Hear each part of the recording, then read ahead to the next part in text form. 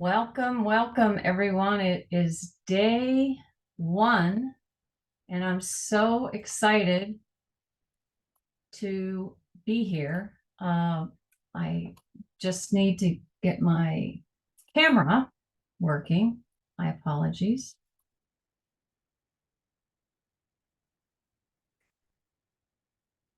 There we go. Welcome.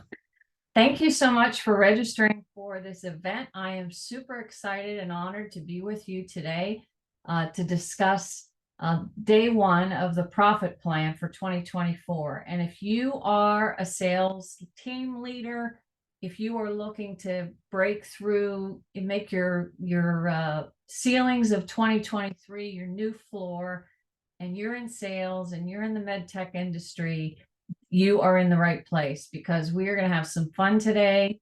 And I am going to be presenting to you what I consider some perhaps counterculture thought processes, but this information can really make a positive difference in your life and in your sales. And so I'm going to get started first with sharing my screen. So hopefully all of you can see me. And again, a big warm welcome to all of you for joining me today. So let's get into the presentation. So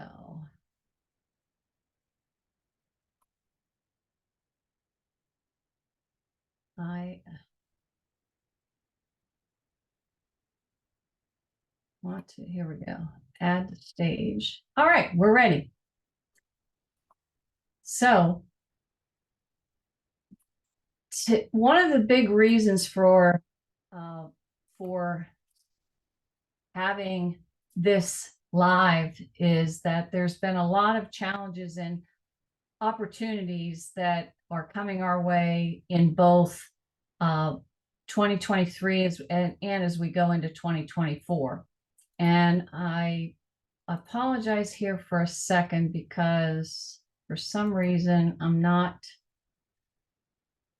able to advance this. Here we go. Nope, it doesn't want to advance. Glitches, you gotta love glitches. Okay, I have another idea.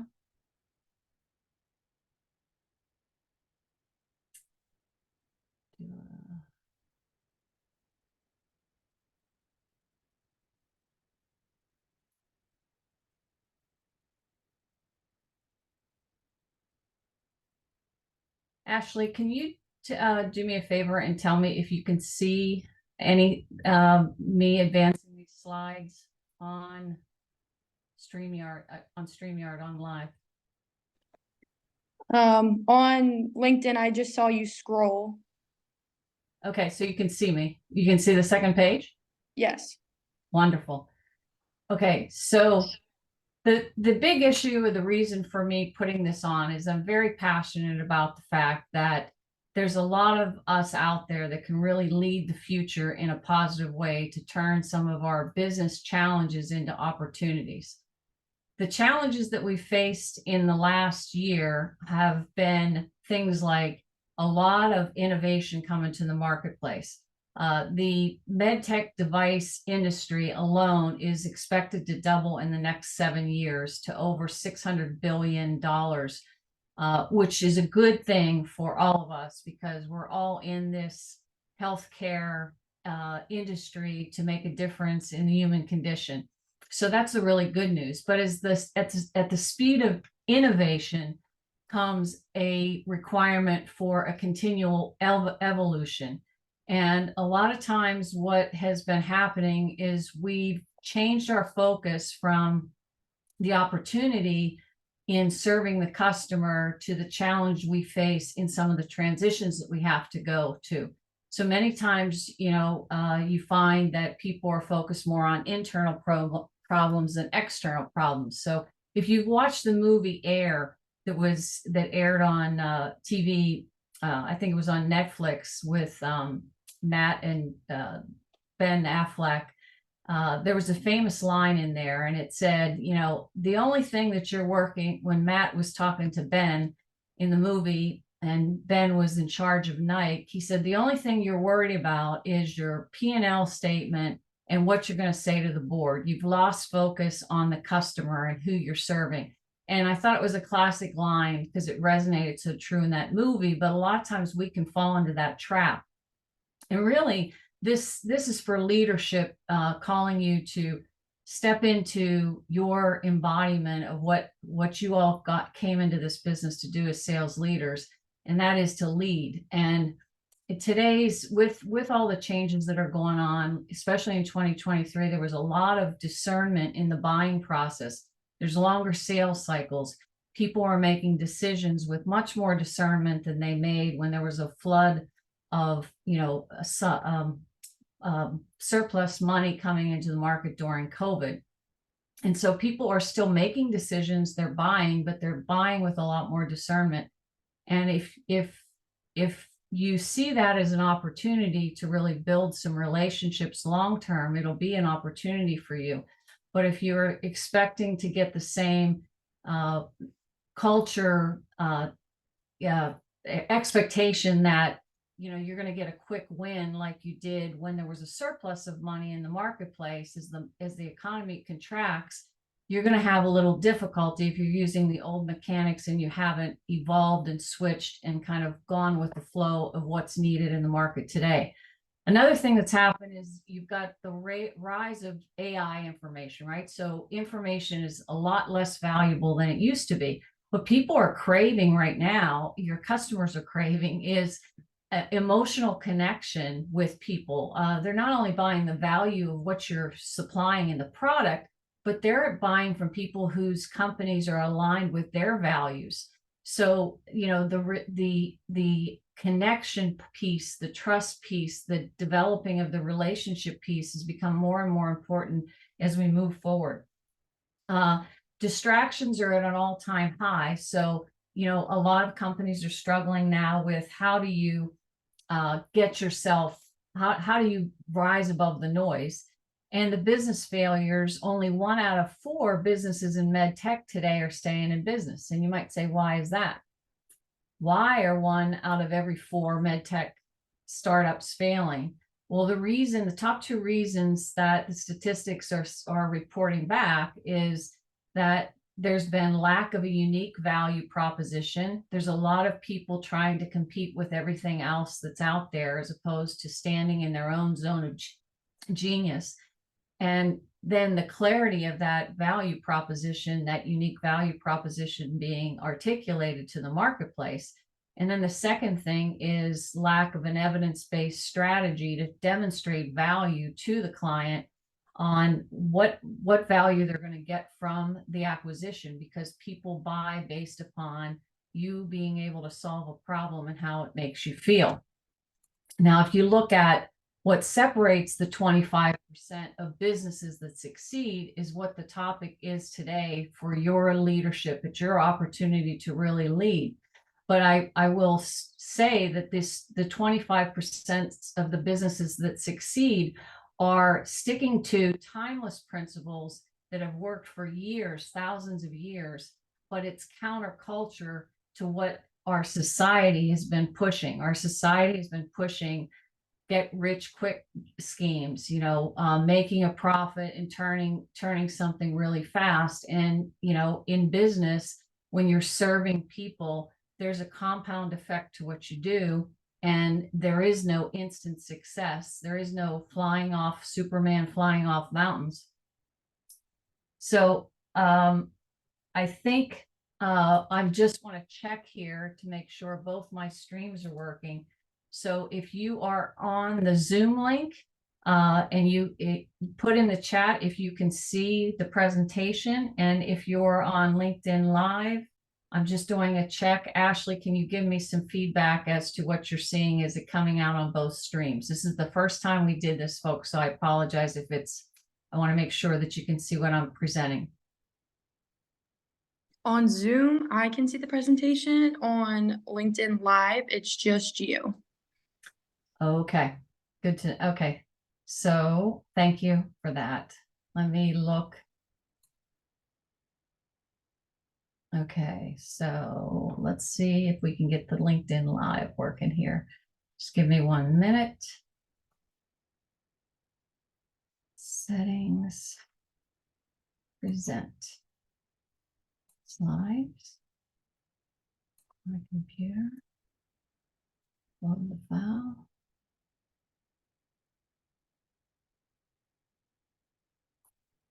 Thank you for your patience. We're here. This is the business presentation.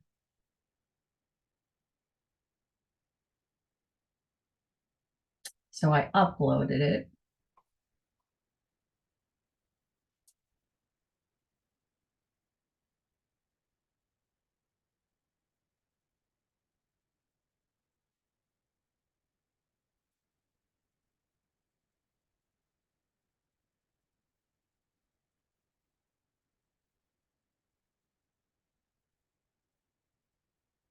All right, here we go. Something's uploading and I'm going to bring this into the screen. Thanks, Ashley, for the help there. No problem.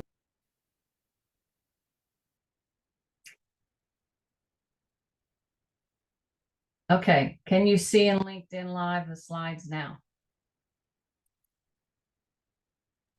LinkedIn Live's a little delayed for anyone viewing, so Okay.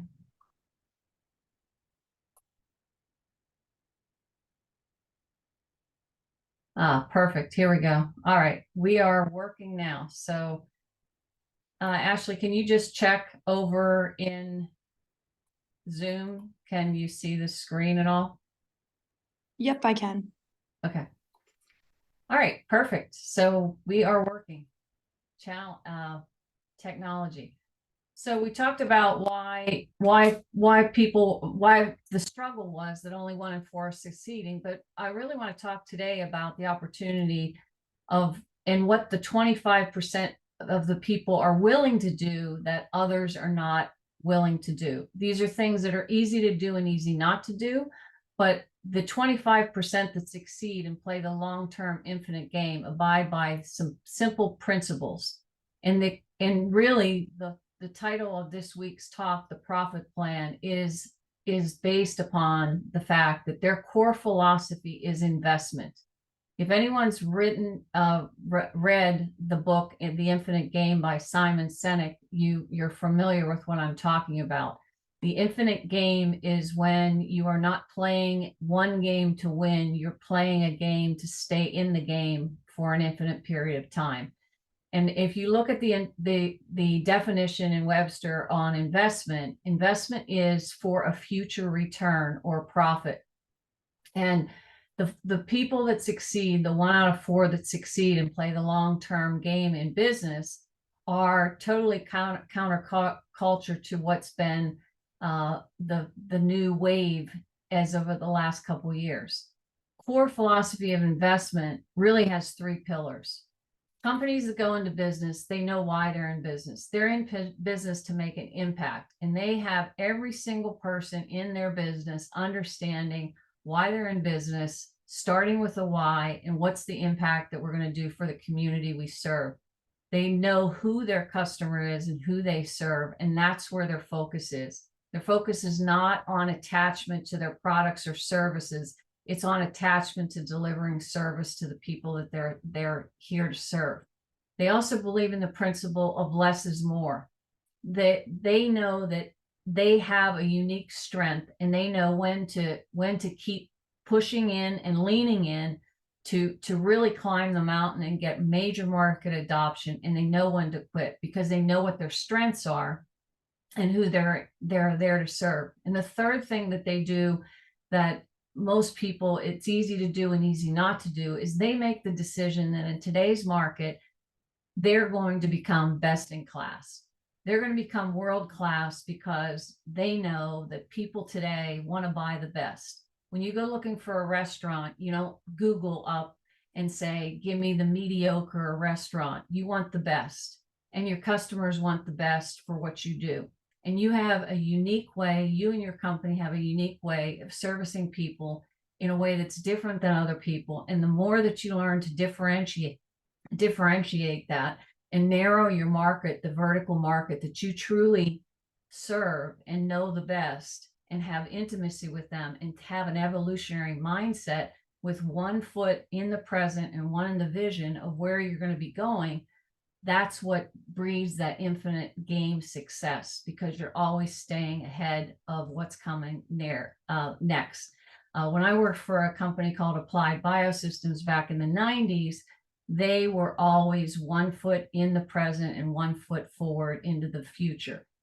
They were the company that automated the human genome sequencing project when that was going on, and they found a way to be the best in class, the best at what they did, at automating and making the first ever production sequencing unit, and then constantly advancing. When the human genome was just getting finished, they had already had research projects in their R&D moving on to the next thing, which was all the gene expression studies for RT-PCR that needed to be done now that the genome was sequenced.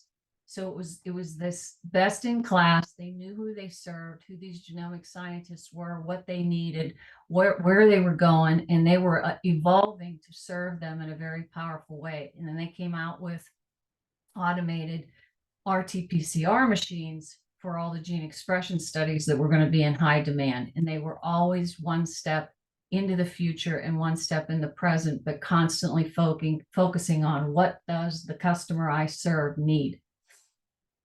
So they evolve. So the difference, if you want to make a distinction between the investment strategy or an investment mindset versus a trade, is investment is for future return. It's compounding effect. It's non-linear. So life happens on a curve. Success happens on a curve. Market adoption happens on a curve. So if you're going to work on the curve, you have to be in this investment infinite mindset as opposed to a transaction or a trade. So in the old days, when somebody traded, bow and arrows for furs, that was a one-time trade. It was finite. And a lot of businesses have gone into this mindset of a finite linear model instead of an infinite model. And it's time for us to lead our teams and our companies back to the investment mindset that builds companies and keeps companies sustained. It's thinking from a long-term and delayed satisfaction instead of immediate gratification. And it's all about the contribution, the passion, the conviction with what you're bringing to the market and why it serves people in a powerful way that makes the difference, as opposed to looking at everything in life in the business model as just transactions or things to do. There's a law of compensation that these 25% understand, and they know that their income is directly determined by how many people they serve and how well they're serving them. So the law of income of the compensation states 3 things: that you're going to get compensated well based upon the demand for what you do. So you've got to ask yourself, is there demand for what I do and what I provide to the market? Great. That's number 1. Number 2 is your ability to do it. They decide to be the best because as their ability increases to serve their clients, their value goes up. They become a huge trusted advisor.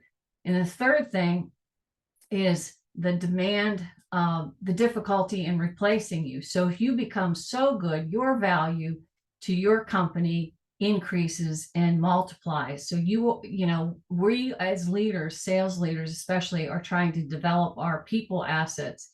And as we develop them and they get better at what they're doing, their value goes up, their market value goes up, and your value as an organization goes up as well. So what we're going to do today is go through the first of 3 Ps that drive high performance teams. There are the 25%, those that succeed at playing the long game and the infinite game, that you can, and how you can lead your team to do the same, focus on 3 Ps. They focus on people because they recognize people as their greatest asset and their greatest opportunity. They focus on processes, but they set goals and then they develop processes to create consistency, and then they focus on profit because they're running a business like a business. And when they do that, they're able to lead the industry and succeed over the long term. So before we get into the first P of people, and I can provide you some of the hacks that can help you lead your people and become more productive in 2024 than they've ever been before, I want you to think about some questions to ponder. And the first one is, what was the passion that led you to get into the sales career and in the field that you're in? What was that passion, that fire that maybe had you start your own business and want to bring your technology to market, that disruptive technology? What lights that passion inside you? Another thing I want you to think about before I present this information is, who are you really here to serve? Who do you enjoy serving the most? And do you believe that becoming the best in class is a wise idea? And then third, have you, based on what we've just went through about the investment versus the trade mindset and how you've been dealing with things, have you been investing in using an investment mindset, or have you been trading maybe in some areas? And what choice do you want to make as we move into 2024? Because what I'm about to show you is a huge opportunity that you can take advantage of.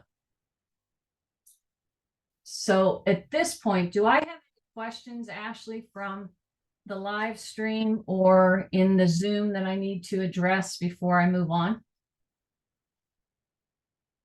The Zoom one, we're not following the presentation on LinkedIn Live now, so you just have to reshare the Zoom screen with the LinkedIn Live one. Oh, I'm sorry. Okay, thank you for that.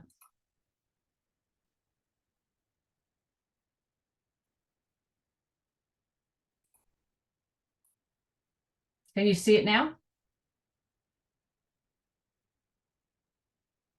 Yes.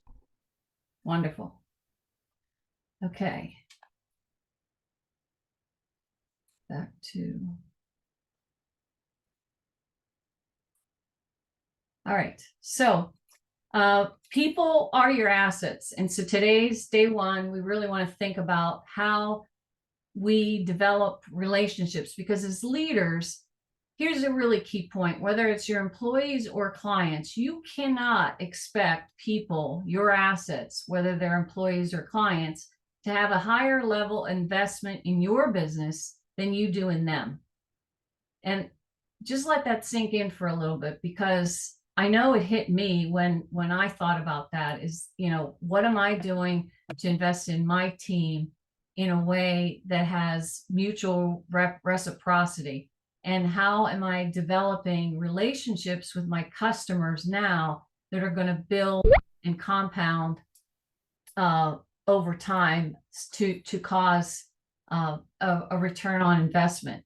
And if you really, really think about that, I'm sure that everyone on this call or everyone out there in LinkedIn Live can think of some opportunities where they could probably build a better relationship with employees or a better relationship with clients moving forward, really in the heart of service and investing in those relationships, because those relationships are your assets. And if you invest your assets, you will get return on your assets. So think of the people, because a business is not a brick and mortar building. A business is the people that are in it, and it's built on the customers that you're serving. So there's people all around. And if you treat those assets with utmost respect, yes, there's stockholders as well, but it's not just the stockholders. It has to be win-win around, all the way around, for the employees, the clients, and the stockholders that we want to be focused on. This mutual circulation of reciprocity. And that's the investment mindset that the 25% that play the infinite game have. And it requires that there's really, two things driving the hyper growth in these companies. And despite the circumstances on the outside, when they take this mindset, they have focus on two things. One is the visionary leadership of where they're taking the team. When you look at all successes, it always comes down to a leadership issue. The people that succeed have great visionary leaders because, as Solomon said, without a vision, people will perish. When people have a vision and they know where they're going, you're going to have a successful team with a visionary leader. So the leadership is an opportunity for all of us to get better. Every single year, we can always get better at leading others with our standards and knowing where we're going and setting a visionary agenda forward. And the second thing that has to be, that requires focus for all businesses to have oxygen is sales. And when you engage, you get your sales team engaged in the mission behind the commission and what they're doing and about the impact that they're making on serving your clients. And your company has this state of conviction. Like when I was at Applied Biosystems, as I was mentioning before, we used to be called arrogance beyond imagination. Now, maybe that was like people are uncomfortable with it, but we sold a lot of things and we grew the business substantially because everyone was convicted to the impact that they were making on the human condition. I see similarities with companies like Illumina and other companies in different industries as well. So it's the companies that stand out are the ones that have that conviction. And if you get the sales team behind and engaged and bought into what they're doing and why they're doing it and excited about it, you're going to increase the energetics of your team and your company. So there's four foundational keys to building these relationships with either your clients or your internal team members. And the first is trust. Trust in the sales process is extremely important. It's the beginning of a sales process, and people want to buy from trusted advisors, and people want to work for trusted advisors, people they trust. So trust is paramount with the relationship building. The second thing is communication. Communication, most of us have, you can fall into the traps, myself included. If you get wrapped around in to-do list and task as opposed to over communicating what the vision, the mission is, and why we're doing what we're doing, and keeping people focused on the growth and profit that you can create by really truly serving and investing in relationships and over communicating with each other so everyone has clear guidelines and expectations, you're gonna really develop a strong team. Mutually beneficial relationships. You've got to look at all the relationships you have with your customers and your clients. So from a customer standpoint, do you really know who your ideal client is, and are you serving them and seeking them out on a daily basis for mutual benefit for both parties? Because profit, pro fit. If you put a hyphen between pro and fit, that's what you're looking for. So you want to get the right match of finding the right customers and your ideal customers, and then serving them powerfully and developing that intimacy of understanding what they're going to need next and what they need now, and just serving them in a very powerful way. And then the last part is we've all got to run our businesses like a business. So you have to know your profit and loss statement. You have to know whether you're selling something that's going to be mutually beneficial for the company, the stockholders, and the customer, and your employees. But you want to run the business like a business, and think about accountability and things that are going to make it move. So what I'd say is to ask yourself today, is your team focused on growth and profit, or is there all the focus been on tactics and to-do list? Because if it has been on tactics and to-do lists, that's a huge opportunity for you to get back to getting people to focus on profit and growth activities. And then, have you been thinking or putting your team to work on focusing more on your internal problems than you do on solving the problems of the customer on the outside?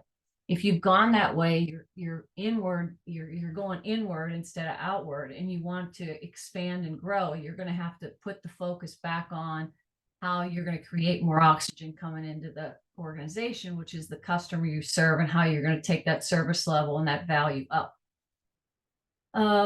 The other one is you got to ask yourself, how convicted and engaged is your workforce? Are they playing on a level of purpose and connection, or are they playing on the level of transaction? because if you can get them higher energy and, the success and businesses that thrive are in a high vibe, it's all an energetics game. It's if they're in a really high vibe state. So if they're excited to come to work, if they're gaining fulfillment in what they're doing, if they're in the right seats on the bus and the right talent, they're gonna develop, you're gonna develop them into high impact players when you give them the reason why behind what you're doing.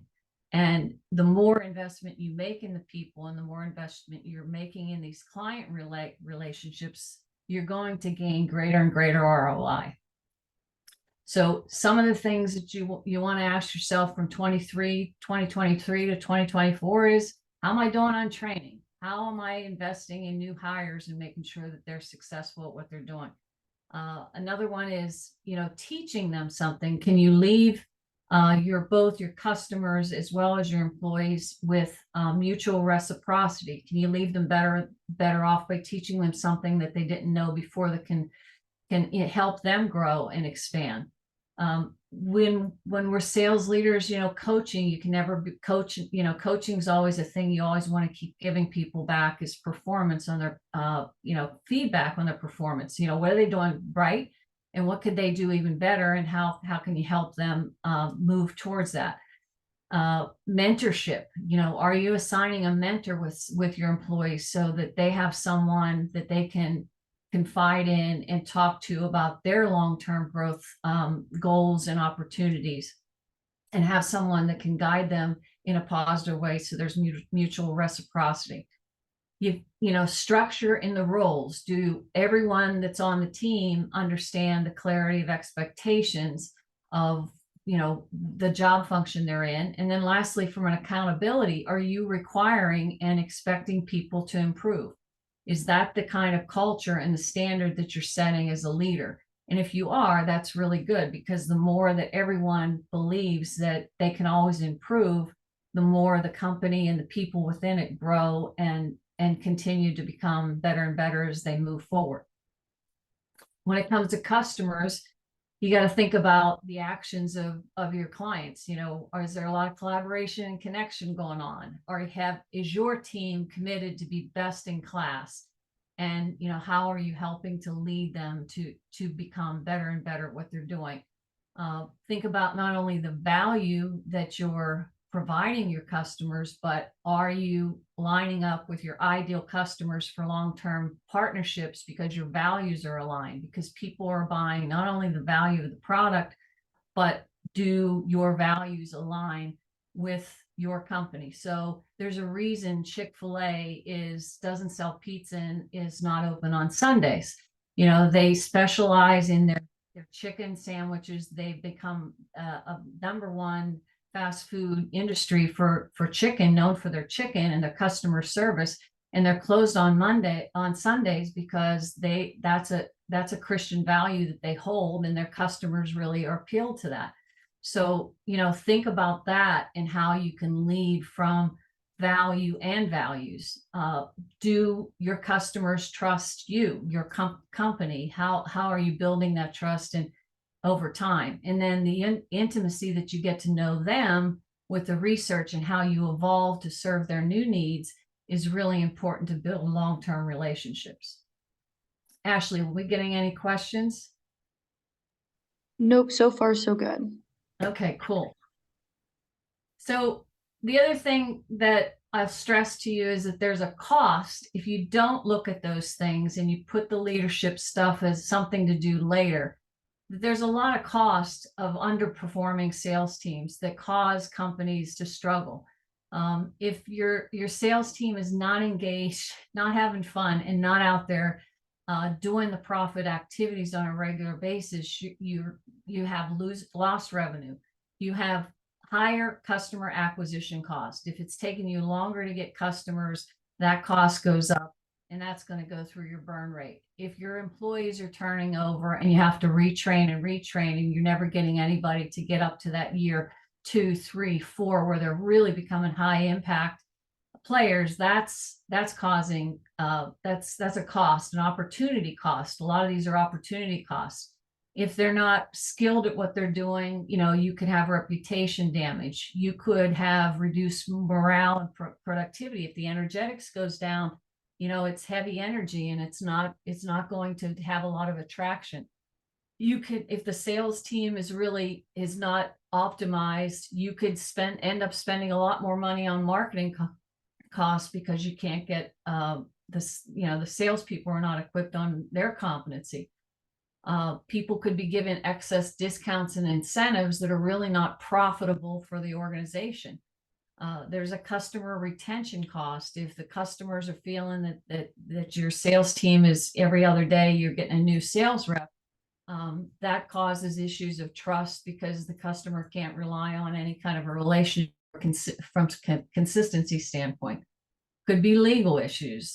You could have to invest in tech and tool investments to help get the productivity up, or training and development investments. So it's worth, if you think about what the opportunity cost of not leading in a powerful way is doing, it certainly is an impetus to think about how you can avoid that. So now I'd like to share with you what I hope is going to be one of the hacks that you can take away from today and start implementing with your sales teams right away. And hopefully this thought of the 80-20 rule can really ring home, because the 80-20 rule, if you're not familiar with it, says that 80% of your results are coming from 20% of your efforts. And you can state that another way, which is more impactful, I think, to get you to evaluate what's really going on in your team. And that is 80% of what you're doing now is not affecting your bottom line. So if you really believe in the 80-20 rule, and it's been proven time and time again, you want to look at this. And in today's statistics, with disruptions, distractions being at an all-time high, and with all the information overload that we have, the average person on an 8-hour workday is only productive for 2 hours and 53 minutes. Therein lies the 80-20 rule. That's the truth. And the thing that people the statistics say that is the biggest time wasters that you want to look to eliminate with your team is repetitive tasks. How often are they doing just repetitive tasks that maybe could be delegated out or automated? Social media scrolling and online consumption can suck hours out if people are not disciplined in their thinking and what they're doing and aware of what they're doing with their time. Multitasking, that one is just like, pretend you're on a trip and you've got the GPS thing on your phone going, and every time you have to you have to change a task is kind of like a rerouting that goes on in the computer. And they say that changing from one task to the other task wastes 20 minutes. It takes your brain 20 minutes to readjust and get in the zone to really concentrate on the task at hand. So multitasking came out, I think, in the 90s or whatever.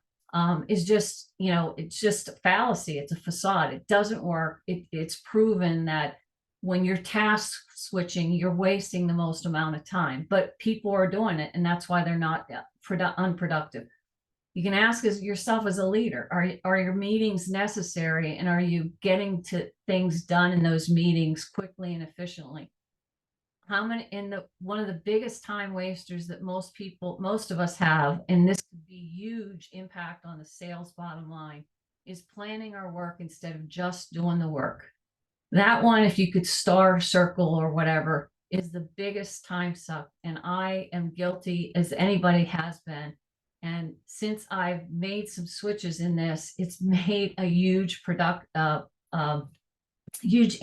impact on my efficiency and my ability to get more done by just doing the work instead of spending a lot of time planning every single week what I was going to be doing. Procrastination. People procrastinate. A lot of times in sales, your team is procrastinating on making those calls or whatever because of lack of confidence. Are you giving them the sales training that they need so that they can be confident to go out there and not procrastinate and put off things, because the longer they procrastinate, if they can't make a decision on what to do because they don't have clear instructions, it's just causing a lot of confidence to drop. And if the confidence drops, then their activities are going to go down. So how can you help get past the procrastination? And then the last one is, how many times are they on email? If you're getting emails from them all day long, all they're doing is checking and responding to email. And how can you approach them with some other possible ways to be spending their time? So the first place that I want to share that you want to know and understand from just a leadership standpoint is that whatever beliefs your team has is creating their results. And one of the first places that you can go get higher productivity in your sales team is to evaluate and get your team to evaluate what are their beliefs on time. You hear a lot, I'm sure you can ask yourself, how many of your team have you ever heard people saying, I never have enough time? It's time's not on my side. You know, I know what to do, but I just don't have the time to do it. I'm too overworked, I'm too stressed, or whatever. If only I had more time. You know, these are beliefs that people believe. And then if they believe that's true, and they believe time is not their friend, and it's not compounding, and it's not going to help them, and they believe that it's against them, then they're in this vicious cycle. Now, if you can turn those beliefs around and get people to evaluate them, and so that people can really see the true opportunity and the fact that time is their friend, and that they get to choose how busy they want to be. And they also can get a lot of freedom by structuring some of the activities that they're doing with their time, then you're going to have a real breakthrough. So the leadership opportunity for day one, we're talking about people, assets, and customer assets, is to really help them, help your team especially evaluate what their beliefs are about time, and ask if those beliefs are empowering them to hit the sales goals that they want to hit for this year, and understand a little bit more about what they want on their personal goals. So can you support them to go get their dream within inside the dream of your company? And that takes time, and that takes investment, and that takes asking some questions of your employees. So one of the great ways to do it is you sit down in your one-on-ones with your team members, and you want to say to them, okay, last quarter, on average, how many, if you took all the hours, you figure 16 hours in a day, if you're sleeping 8, you know, how much of your time do you spend on an average daily or weekly basis on your family time, your friends and leisure, your faith, your self-care, your exercise, because your health is your wealth, and at work? And get them to do that exercise and just actually ask them, say, what do you think? Is there anything there that's kind of glaring out at you that maybe you might want to change? So you've got to be curious about what's important to them. It's different for every single one on your team. There is no right answer or wrong answer.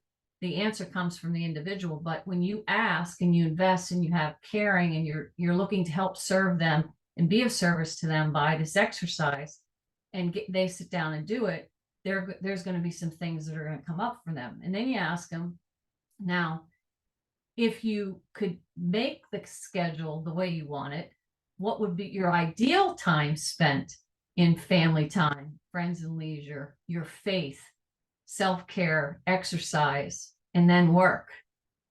And what if you could create something like a Freedom Friday? Because if the truth is the 80-20 rule holds still, and the truth is you've only been actually working every week 2 hours and 53 minutes, what if you had doubled that? What could happen? Look at your results now. And what else could you make time for if you put some structure around how you manage your activities? So and then get them to really look at the work time, because this is where we're taking our focus on all the admin or the to-do list, and we're letting that go, and we're saying that we're going to focus our teams on profit producing activities. Because if we focus on the things that move the lever and clear out the things that are that are not doing anything for our productivity, we are able to make space to increase that productivity pretty clearly. So, does anybody out there agree with me that, there's a huge opportunity if 20% or 2 hours and 53 minutes is all the people are really working, doing things that move the lever? What would happen to you if you could double that? So how you zone in on that is you say, okay, what are the lever moving activities? How many hours on calling prospects every week? How many consulting presentations did you do every week? If you're going to come up with a KPI for your sales team, these are great things to put on a KPI and check it every week. How many proposals did you present this week? How many contracts were upsold or renewed this week? How many clients did we reactivate that were past clients? And how many referrals did you get? And if you just focus them on all those activities and ask them that every week on your accountability call, what they focus on, the attention goes where the focus goes, and the energy flows, right? And you get them more focused on that. That's going to help the bottom line in your profits and your results in 2024. And when they look at what they have been doing, you say, okay, well, that's great. Well, what would the ideal time be to spend on this? What do you think you could make space for, and get them to put that in? And what you want to do is you want to let them have the autonomy to think about that and come up with their own plan. But when they do, you're going for buy-in, because if you ask them, what do they really want? And you're totally focused on them, not you, and you get them to share what their goals are, then you're going to learn things about what's going to motivate them and what's important to them. And that's important for you to do as a leader. You got to know your team and what so their dream can live in your dream. And you ask them, based on this time evaluation that you just did in this exercise, is this helping you get what you really want? And if they figure, if they can see the opportunity for themselves, you're not telling, you're asking, and you're getting them the awareness of what they're doing with their time, which is valuable, and they're going to appreciate that from you. And then, thinking about what that's really costing them. Maybe on that family thing, they don't have enough family time and they could put more family time in. Maybe they don't have enough faith time.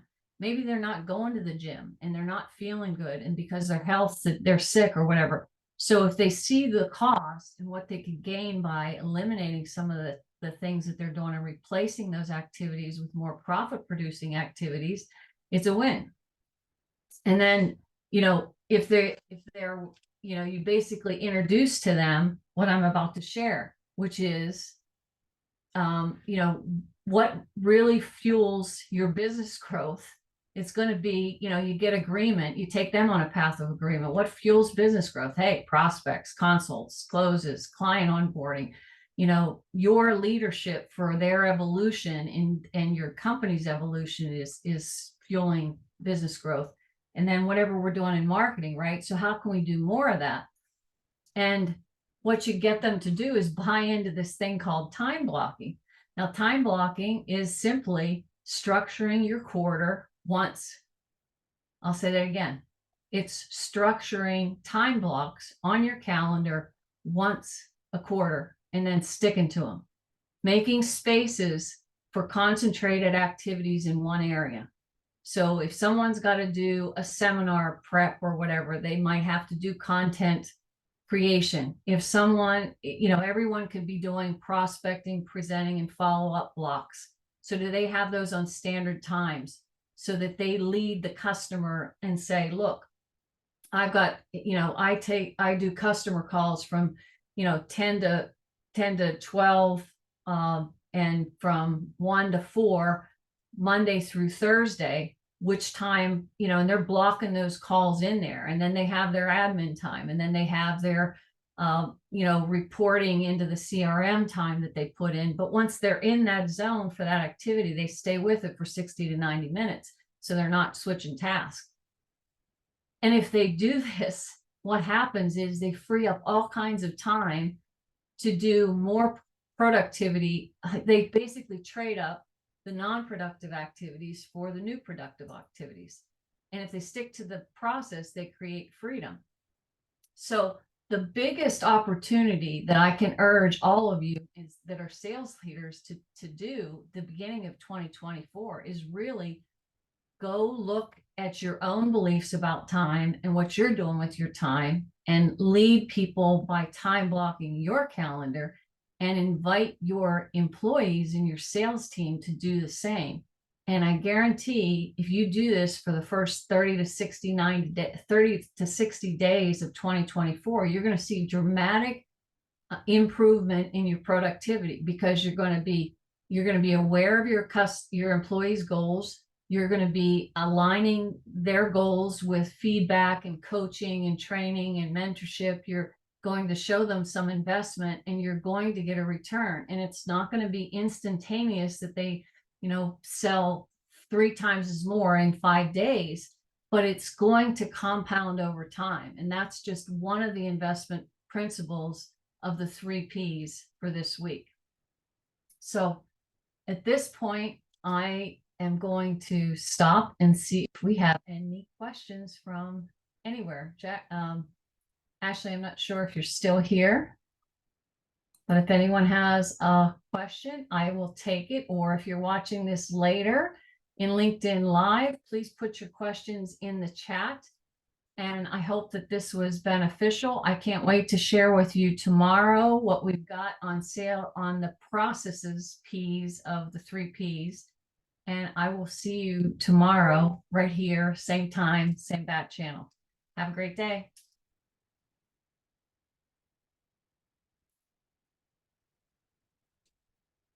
Thank you. Thank you for coming.